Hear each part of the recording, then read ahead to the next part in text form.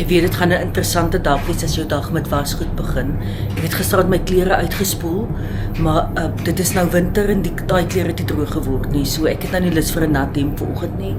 Ek gee hom 'n vinnige spin hier so in die droër.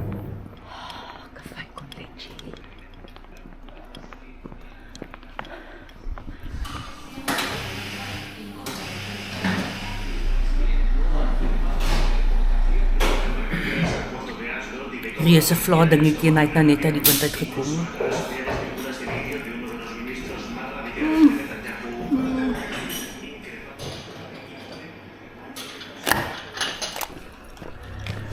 Goeiemôre, daai was nou 'n baie lekker begin vir dag 9.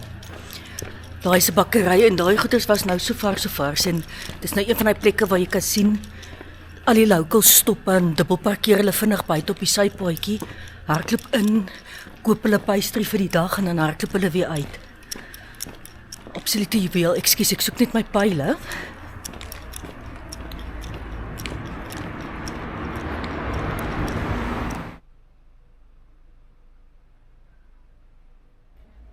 Kyk, so hier is die kerk. En as jy dalk besluit om Primitivo te doen, maar jy wil net die laaste 150 doen, dan gaan jy nou hier begin op Alfonsagrada. Dit is heeltemal moontlik, want hier gaan busse wees na Alfonsagrada, dis 'n groot plek, en kyk, hier is die pelgrimskantoor, hier langs die kerk. So hier gaan jy jou eerste stempel kan kom kry vir jou Camino. Nou gehoop dat die pelgrimspyle vir my verby die fontein sal neem, waar Alfonsagrada sy naam gekry het, maar ek sien ons is nou amper uit die stad uit. Dit is piknag donker, maar dit is net so voor 8, maar die son kom nou eers 8:30 op. Maar ek het vandag weer 'n 25 km dag, en weer met vreeslike bulte wat voor lê, so ek wil nie te laat lê nie. Ek wil op die pad kom, anders is daar net te min ure vir my om in te stap. So die naam Alfonsagrada, die dorp, kom van Alfonsa is 'n fontein en Grada is heilig. So dit is die dorp van die heilige fontein, en hier's 'n legende wat sê dat Jakobus self in daai tyd die op hierdie dorp was. En dat 'n weduwee wat hy baie gehad het nie, dit wat sy gehad het met hom gedeel het, en dat hy, om haar te bedank, een van die fonteine op die dorp 'n wonderwerk verrig het, dat die fontein melk spoeg, dat die fontein, sodat die weduwee en haar kinders altyd kos sal hê. Nou, ek het nie die fontein gesien nie. Almal sê dit is nie 'n vreeslike indrukwekkende fontein nie, maar daai fontein bestaan nog steeds. Ek sou dit nou graag wou gesien het, maar ek was nou eenvoudig net te kort op Alfonsagrada, en ek was gisteraand eenvoudig paptyres. Ek moet nou sê, ek is nogals moeg in hierdie stadium. Vandag is nou nog 'n lang skof, maar hierna is daar 2 korter skofte en 'n afdag wat op my wag, so ek is nie paniekerig nie. Ek moet net heelheid deur hierdie dag kom. So, vamos, hier kom die kenwysie.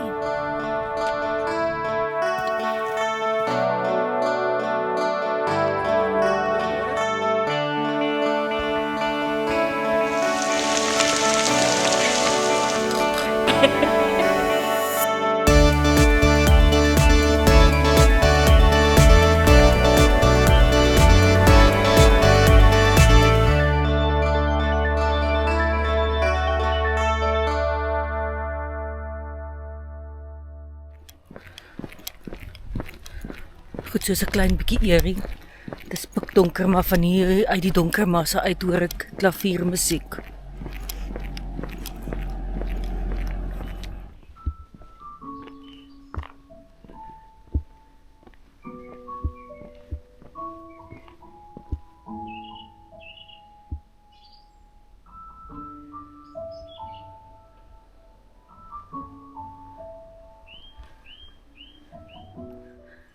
So kyk, hierso is die begrafplaas nou van Alfonsagrada. Ek wonder nou of daai soldate nou hier herbegrawe is.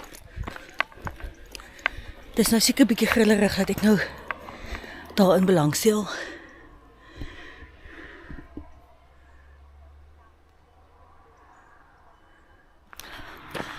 Kyk, is die blou hier. Son is besig om op te kom. As ek net vir oulaas kan terugkom na die storie wat ek gister vertel het oor die belade van bevelvoerder Moreno. Hulle sê wat vir daai gemeenskap so verskriklik pynlik was was die gasvryheidselement daarvan. Daai boer het vir die soldate oornag aangebied en toe het hy gegaan en hulle gaan verraai tot op die punt wat dit hulle dood gekos het. Onthou, hierdie is 'n gemeenskap wat letterlik gasvryheid in hulle wet ingeskryf het. Hulle het wette wat sekere instansies beskerm wat gasvryheid aan toeriste en aan pelgrims bied. Daai tyd ook al, en dit was vir die gemeenskap verskriklik pynlik dat daai familie, daai soldate so lelik uitverkoop het. Hulle sê daai gesin is heeltemal het randfigure in die gemeenskap geword en selfs geslagte daarna het die gemeenskap nog steeds nie daai familie vergewe vir dit wat hulle gedoen het aan daai soldate nie.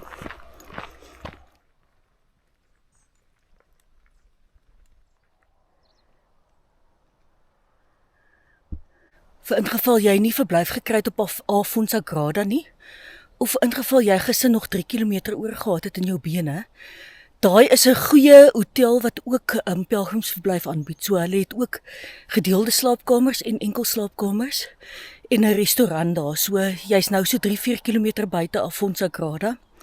Hulle sê hierdie is nou blykbaar die laaste keer wat ons kan koffie drink in die hele rukkie, maar ek het nou net koffie gehad, so ek is alright nog.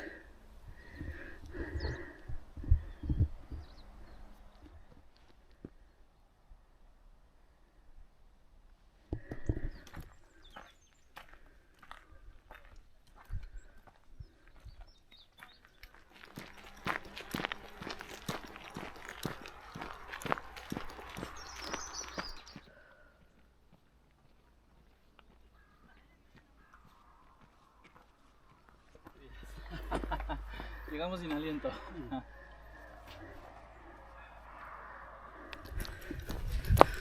Goed, so daar's 2 gidsboeke wat jy kan gebruik vir hierdie roete wat vir jou al die inligting gee wat jy nodig het. Daar's 'n blou boek en daar's 'n bruin boek. Volgens die blou boek is vandag 'n 33 km skof. Nou sê ek vir iemand wat na die vorige 3 dae vandag 'n 33 km skof kan uitchin, sê ek baie geluk. Ek sien nou amper nie kans vir die 25-26 wat vir my voorlê vandag nie. Die breinboek sê wel, vandag is 'n 25 km skof tot op Ou Kadewou en dan is môre 'n 30 km skof tot op Lugou. Terwyl die blou boek nou sê vandag is 'n 33 km skof tot op Castro Verde en dan het hulle môre net 'n 22 km skof tot op Lugou wat dan nou sin maak. Die probleem, ek sou as ek een van hierdie skofte langer wou gemaak het, sou ek wel eerder môre se skof langer gemaak het, omdat môre se skof platter is. Vandag is nog 'n skof met kwaai klimwerk. Ek sal nie vandag 33 km probeer stap nie, so.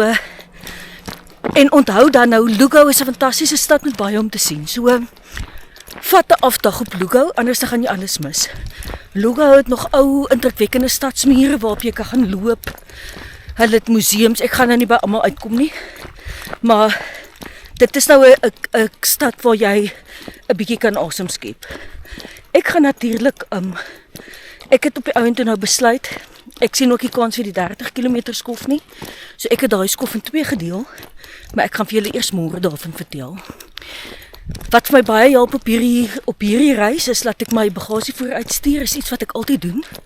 So kom ek wys vir jou wat is die ander sakke wat ek by my het, omdat veral die toksak wat ek vooruitstuur is iets wat ek dink wat mense wat 4x4 vakansies nou ook lekker kan gebruik. Hy's van 'n lekker dik plastiek, so ek kan sien dat daai sak op 'n dakrak kan gaan op 'n Afrika vakansie.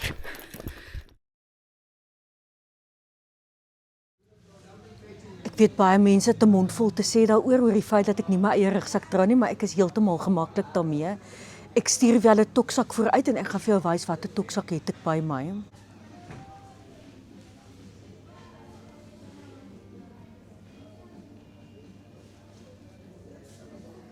En dan het ek ook 'n derde sak by my.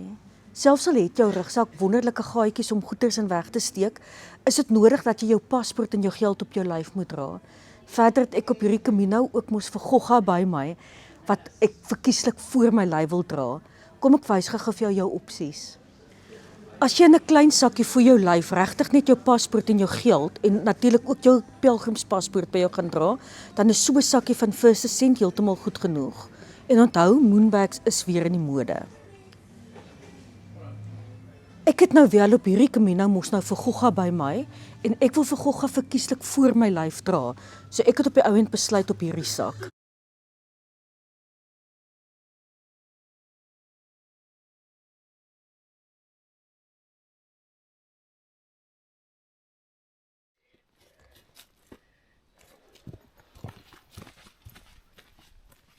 Julle sal dit nie glo nie, maar as jy hierdie afdraai vat, dan kom jy op 'n plek met die naam Brannas uit. Maar ons vat nie daai afdraai nie, ons vat hierdie pad.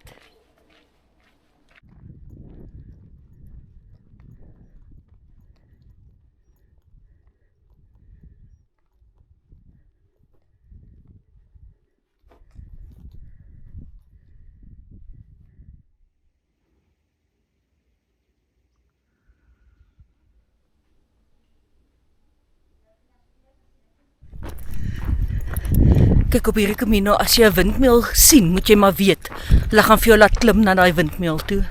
Hier is nou weer bo op hierdie berg.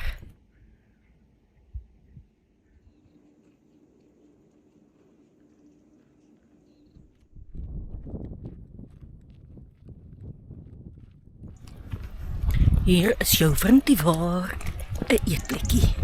Dankie, dankie, dankie.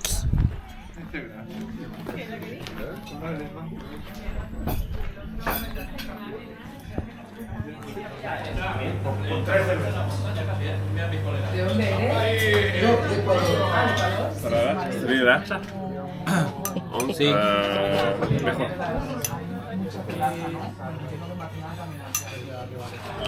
As ek by die huis verlang na die Camino, dan verlang ek na hierdie oomblikke. Dit is nou so lekker hier met die ander pelgrims, so gesellig. Jy ken al hierdie mense se gesigte, maar jy ken nie hulle name nie, maar dit is net so lekker oomblik hierdie. Ook hierdie is die beste tortilla de patata wat ek nog in die hele Spanje gehad het. En ek is 'n kenner.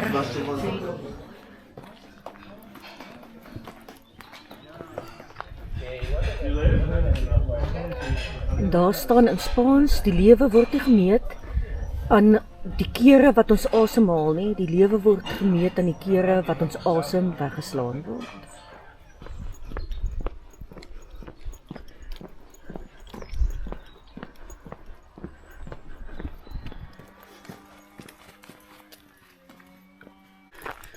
So ons het nou vanoggend geklim, toe het ons al stil afgekom, toe het ek ontbyt geëet, tweede ontbyt geëet, en nou is ons besig met die tweede klim vir die dag. Hou bene hou.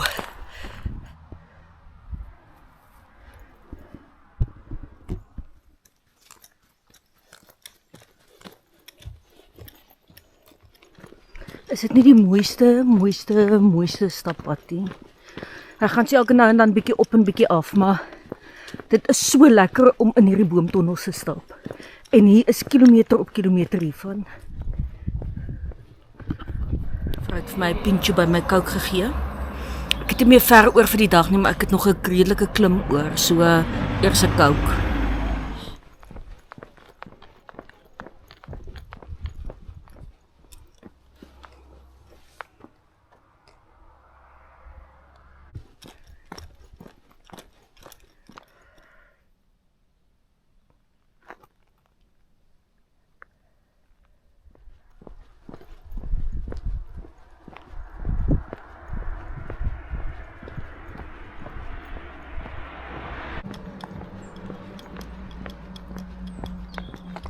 Sjoe, as ek nou vandag 'n 33 km dag gehad het, ek nou 'n taxi gebel, maar gelukkig, hier is waar ek bly. Nog 25 moeilike kilometers, maar 'n ongelooflike mooi dag. Die hele tyd bospaadjies, berge, lekkerste kuierplekke langs die pad. Dit was 'n absolute idilliese dag. Maar ek het nou in die afgelope 4 dae meer as 150 000 tree gegee en my voete is nou gaar. Ek gaan nou iets soek om te drink. Die moeilike 4 dae is agter die rug.